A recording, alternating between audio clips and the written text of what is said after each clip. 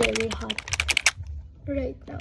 It's gonna be my second to the last day na mag-work sa current company ko.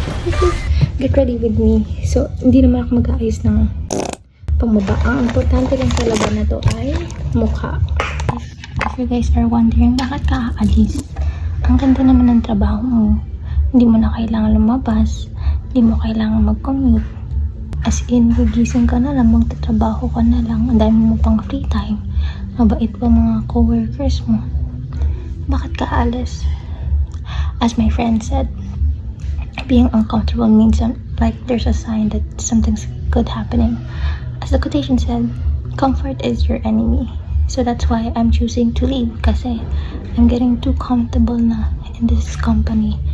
I really do love staying here and teaching my kids. It's been one of the easiest job. I mean, this is the first job that I have, but it's one of the easiest.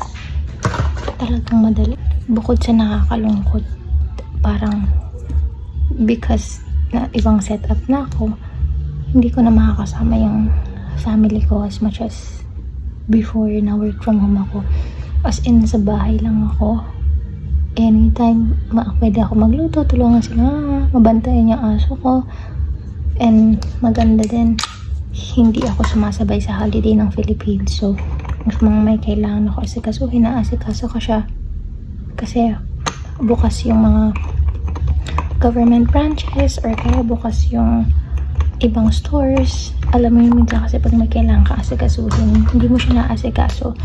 Kasi sabay yung holiday mo. And bukod pa dun, maganda din yung schedule ko kasi sa umaga, pag may mga kailangan na napupuntahan ko. Hindi yung kunyari 4 PM na hindi ko na maabutan, cut off na, ganun. So, ganun mangyayari sa akin ngayon. Last 2 days.